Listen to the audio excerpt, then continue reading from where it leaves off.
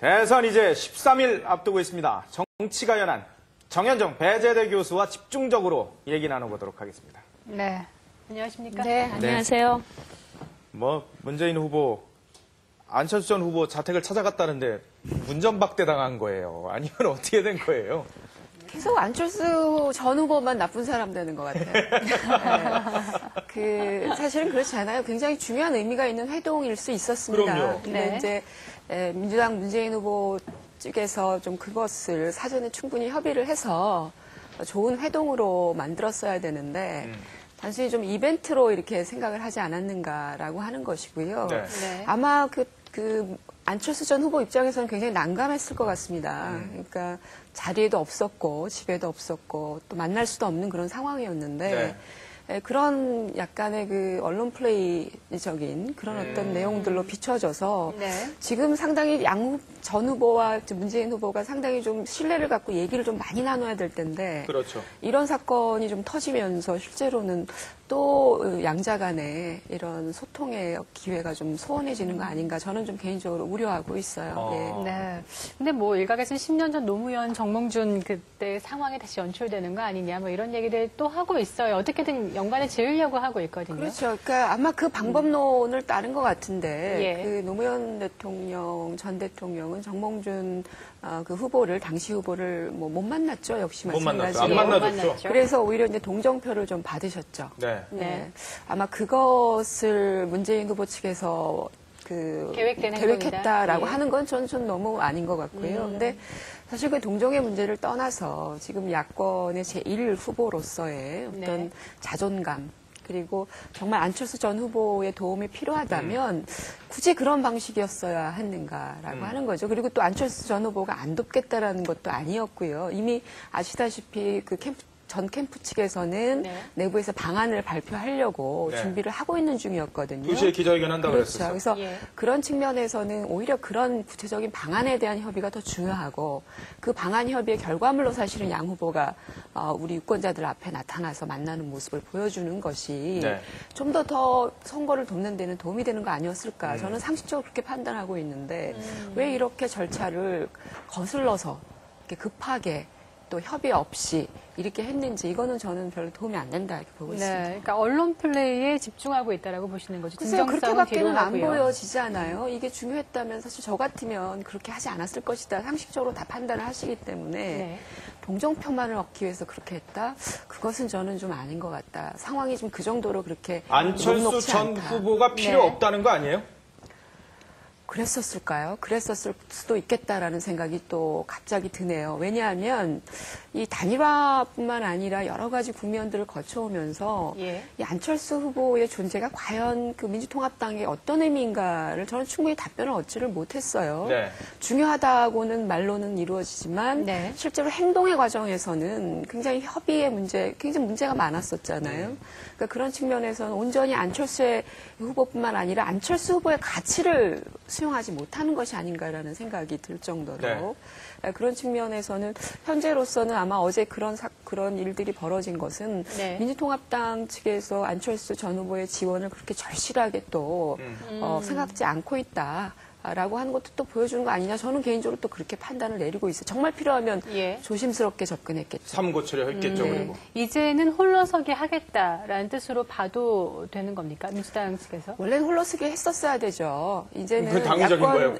단일 후보로서 네. 이 선거는 기본적으로 문재인 후보의 책임입니다. 가장 중요한 것은 안철수 전 후보조차도 지원하는 자의 그럼요. 입장이죠. 예. 이 선거의 승패는 문재인 후보 자체에 달려 있는 거잖아요. 네.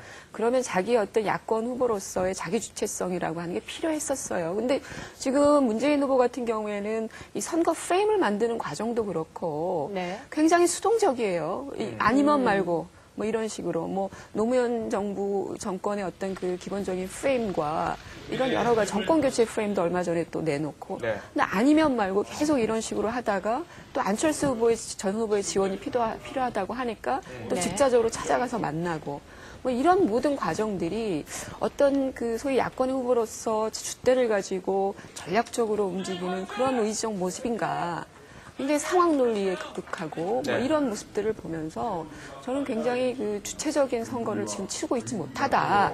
안철수 전 후보의 지원 문제를 떠나서요. 그러니까 그런 상황이기 때문에 네. 이런 선거로 만약에 가게 되면 문재인 후보는 상당히 좀 어렵지 않나라는 생각이 들어요.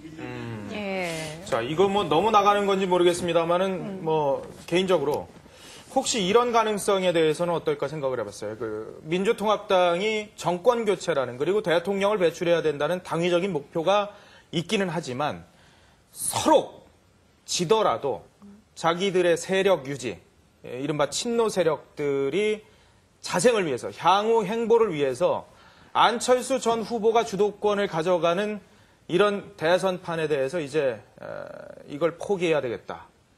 그냥 안철수 전 후보 그 사람은 그 사람대로 가라.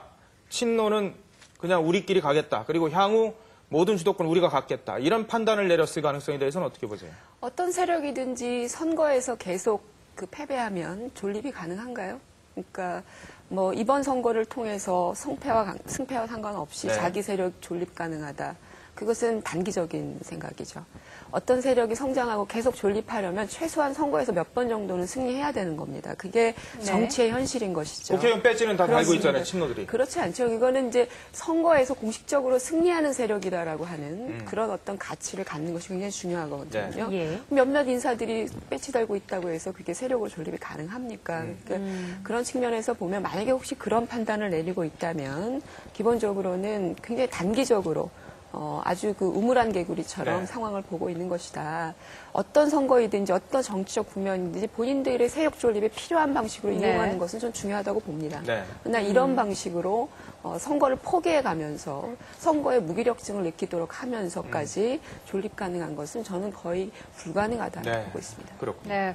어쨌든 그 을 중에서 문재인 후보가 이제 혼란소기를 하게 될지 이거는 저희가 잘 아직은 확실하게 알 수 없는 상황이지만 문재인 후보 오늘 국민연대 출범식 현장에서도 국민 기대대로 안철수 후보를 만나게 될 거라는 말은 또 남겼어요. 이게 또 언론 플레이인지 글쎄요, 우리가 당장 원하는 건지, 예. 단일화 과정에서 안철수 전 예. 후보가 국민연대, 새정치 공동선언 이런 얘기를 할 때는 그냥 선거에 임박해서 예. 그 별로 다르지 않은 세력들이 다른 이름으로 헤쳐뭉치는 이런 방식으로 의미했던 건 아니죠. 안철수 전 후보가 표방했던 가치는 중도의 가치입니다. 그러니까 네. 국민연대라고 했던 안철수 전 후보가 얘기했던 국민연대는 중도와 기존의 진보가 아주 아름답게 결합을 하는 그런 모양새로서의 국민연대를 얘기를 그렇죠. 했던 겁니다. 그러나 지금 문재인 후보가 현재로서 얘기하고 있는 국민연대는 기존의 진보 세력들 안에서의 그 재결합 이라고 봐야 될 것 같아요. 어떤 새로운 가치를 갖는, 중도의 가치를 갖는 어떤 그 세력들의 포지셔닝이 지금 이루어지지 않은 거잖아요. 엄격히 말하면. 예. 그러니까 이런 형태로 선거에 급급해서 국민연대를 끌고 가겠다. 그 국민들 입장에서 볼 때는 어떤 게 바뀐 연대지? 라고 하는 인상을 줄 수가 있어요. 그러니까 안철수 전 후보나 안철수 전 후보를 지지했던 분들이 그 안에 포지셔닝을 하지 않는 것에 바로 문제점이 거기에 있는 것이죠. 근데 안철수 전 후보 입장에서 보면 자신이 그렇게도 주장했던 그런 어떤 기본적인 준비가 필요하고 가치를 어떤 공유하는 과정. 근데 단일화 과정이든 현재의 모든 과정들이 그런 것들을 충분히 담보하고 있지 못하잖아요. 네. 그럼 조직만 만들자. 뭐 이런 거란 말이에요. 그러니까 안철수 전 후보 입장에서도 그것은 적극적으로 수용하기 어려운 그렇군요. 지금 상황입니다. 그럼 지금 교수님 예. 말씀을 좀 정리를 해본다면 문재인 후보와 안철수 전 후보 사이의 간극, 이미 그래요. 개인적인 감정의 간극은 물론이고 각기 가야 될 길의 방향에서도 상당한 차이를 보이고 있다라는 말씀이신 것 같은데 그렇다면은 안철수 전 후보가 과연 진심을 다해서 진실성 있게 문재인 후보를 도와줄 수 있겠느냐? 그 문재인 후보를 개인을 지원하는 문제로만 국한해서 보지 마시고요. 네. 안철수 전 네. 후보는 출마 선언을 할 때도 그렇고 사퇴 선언할 때도 공통적으로 들어갔던 단어가 있습니다. 정권 교체. 그렇죠. 그렇습니다. 그러니까 새 정치를 어차피 위한 수단으로서의 그렇죠. 정권 지금 교체. 새누리당의 어떤 그 정권 연장이라고 하는 것은 출마할 때부터 반대를 했던 부분이에요. 안철수 전 후보가 사실은 지금 현재 국면에서 물론 저는 최대한의 역할을 했다고 봅니다. 네. 후보 사퇴도 했고요.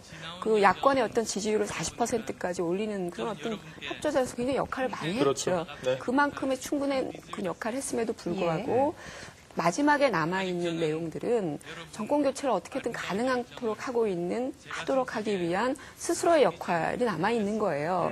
그런 차원에서 이 문제를 바라보고 있는 것이지 네. 문재인 후보 어떤 개인 지원의 수동적 입장으로 지금 나타나고 안 나타나고 이런 문제가 아니거든요. 네. 예. 그러니까 안철수 전 후보는 고민이 더 깊어질 수밖에 없는 거예요.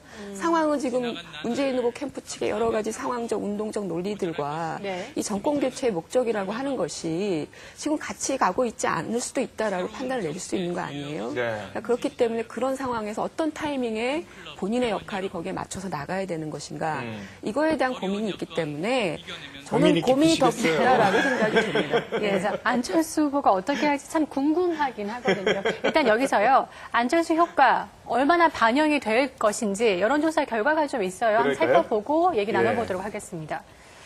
여론조사 전문기관이죠. 한길리서치가 조사를 해봤어요. 성인 1000명을 대상을 했는데 안철수 전 후보 캠프 해단식 직후에 이루어졌습니다. 다자대결 지지율 박근혜 후보 46.5 대 문재인 후보 40.5%입니다. 네, 이번엔 안철수 전 후보의 지원이 이루어진다고 가정을 했을 때 다자대결 지지율 변화입니다. 박근혜 후보 44.3% 문재인 후보 43.3%로 지지율 격차가 6%에서 1%로 문 후보가 5%가량 지지율 격차를 좁혔습니다. 네, 아직 발표는 안 됐습니다만은 조선일보가 조사한 결과를 봐도 안철수 전 후보가 적극적으로 지지에 나서면 문재인 후보의 지지율이 상당히 높아져서 그야말로 오차범위 내에 초박빙 승부가 펼쳐진다는 얘기들이 나오고 있는데, 예. 자 교수님, 이런 상황들을 보면은 안철수 전 후보가 적극적으로 문재인 후보 지지하면 최소한 지금 열세를 보이고 있는 문재인 네. 후보가 이제 반전 카드로서 네. 상당히 나설 수 있다라는 거는 확실하거든요. 박빙 승부까지는 갈 수 있다는 얘기잖아요. 그렇죠. 예. 글쎄 안철수 전 후보가 그 지원을 하게 되면 효과는 있을 겁니다. 특히 이제 젊은 세대들을 투표장으로 이끌어내는 데 있어서 예. 그 안철수 전 후보가 실제로는 역할이 크거든요. 지금 주변에 보면 20대, 30대들 젊은 층들이 안철수 후보 사퇴 이후에 투표 참여에 대한 의지가 좀 상대적으로 낮아지고 있어요. 그렇죠. 그러니까 그런 네. 측면에서 보면 전체 투표율을 높이고 또 문재인 후보에게 조금 더 유리하다고 할 수 있는 젊은 층의 지지를 유도해내는데 안철수 전 후보가 상당히 역할을 할 수 있다고 생각하는데 저는 그렇다고 봅니다. 안철수 후보가 지원을 한다고 하더라도 안철수 전 후보가 가졌던 그런 중요한 가치들이 살아나지 않는 그런 결합이면 과연 막판에 가서 안철수 전 후보가 띠를 두르고 예. 문재인 후보를 돕는다고 하더라도 저들이 함께하는 가치가 뭐였더라? 라는 그런 생각을 그렇죠. 하게 되면 글쎄요, 투표장에 또 나올 수 있는 욕구가 또 생길까요? 저는 그거를 굉장히 유념해서 봐야 된다는 얘기고 네. 자꾸 문재인 후보 측에서 안철수 전 후보를 끌어내려고만 하지 말고 같이 할 수 있는 공동의 화두, 가치, 우리가 함께 뭘 할 건가 했던가를 명확하게 명징화시키는 것이 필요하다. 그래서 마음속에 유권자들이 그것을 담고 있다가 투표날 당장 나올 수 있도록 해주는 이런 추인력이 필요한데 그런 것들은 지금 프로그램적으로는 아직 하나도 안 보여요. 그래서 조금 과연 저런 데이터가 예.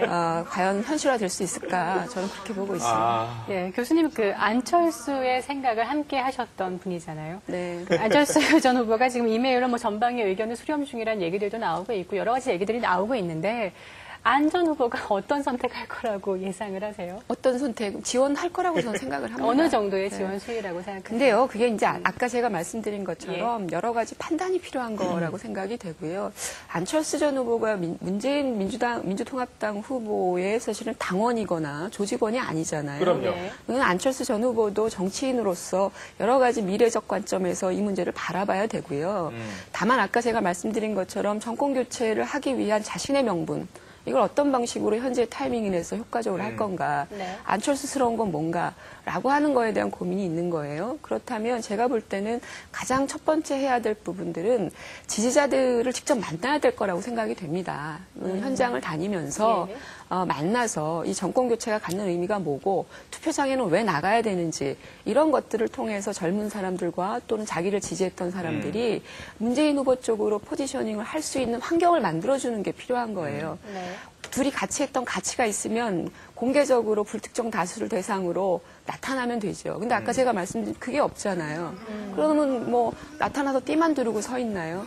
그거는 이미 준비가 안 돼 있는 거라고 하는 걸 민주통합당 쪽에서도 현실적으로 인정을 해야 돼요. 그 노력한 바가 없잖아요. 그 부분에 대해서. 그러면 안철수 후보가 개인적으로 현장을 돌면서 자신을 지지했거나 또는 젊은 세대들에게 투표 참여의 의미나 정권 교체의 의미를 설파할 수 있도록 네. 최대한 장을 열어줘야 돼요. 2주 정도 남은 시간 동안에. 네. 그래서 트윗 공간도 역시 마찬가지고요. 그러니까 이런 것들이 이루어질 수 있도록 해줘야 되는데 또 그런 것들은 민주통합당 쪽에서는 너무 강도가 약하다고 약하다. 생각하겠죠. 저 그렇게 보면 안 될 것 같아요. 제가 그렇군요. 보기에는 가능한 모든 협조를 끌어내야 되는 상황이란 예. 말이죠. 지금 민주통합당 입장에서라고 말씀하셨는데 안철수 전 후보 캠프 내에도 민주통합당 측 인사들이 있지 않습니까? 그렇죠. 기자들 사이에서 이 술자리에서 했던 얘기들이 기사로 나왔어요. 오늘 조간에. 결국 뭐냐면은 박선숙 전 공동선대본부장 등 민주당 측 인사들 네. 이분들하고 안철수 전 후보하고 불화설이 있는 게 아니냐. 그리고 민주당 출신 이분들이 결국 돌아가야 될 때가 민주당인데 이분들의 정치적 입지 때문에 적극적으로 민주당을 도우라고 얘기하는데 결국 이분들이 트로이의 목마가 아니었느냐. 이런 얘기 나오는데 어떻게 보세요? 결과론적인 해석이고요. 네. 내부에서는 사실 그 탈당 그때 상황이 굉장히 좀 민감한 상황이었어요. 특히나 이제 단일화 문제를 놓고 있으면서 민주통합당 쪽에서 옮겨오신 인사들은 굉장한 그 위기를 말하자면 리스크 테이킹을 하신 거예요. 네. 네. 위험 수단이 굉장히 높았죠. 그럼에도 불구하고 결단을 하고 나오신 분들이거든요. 와서 기본적으로는 민주통합당에서 여러 가지 이 기본적으로 배신 이런 문제들도 다 계속 담론으로 남아 있었던 거거든요. 네. 그럼에도 불구하고 후보를 꿋꿋하게 도왔고 또 굉장히 중요한 역할을 했습니다. 저는 기자들의 술자리에서 어떤 얘기가 나왔는지 모르지만 제가 이제 같이 활동할 때는 네. 안철수 전 후보와 상당히 그 지원 세력으로서의 어떤 역할을 충분히 했고요. 그리고 뭐 사후에 어떤 방식으로 행동할 것인가 이거에 대한 관심 때문에 그런 얘기가 나온 것 네. 같아요. 그러니까 돌아가야 될 자리를 만들어야 되기 때문에 뭔가 지금 지원 문제를 놓고 서로 불편한 관계를 유지하고 있는 거 아니냐. 저는 그렇게 보고 있지 않고요. 저는 그분들이 앞으로 안철수 전 후보가 미래의 정치를 함께 할 때도 여전히 함께 갈 수 있는 중요한 세력이다. 저는 그렇게 보고 있습니다. 개인적으로는. 네. 그래요. 그래서 트로이의 목마는 좀 아닌 것 같고요. 결과적으로 그렇게 해석을 하게 됐네요, 상황은. 네. 네. 상황은 그렇게 해석해 볼 수 있는 오해의 소지는 충분한 것 같아요. 예. 알겠습니다. 지금까지 정현정 배재대 교수와 얘기 나눠봤습니다. 고맙습니다. 네, 감사합니다.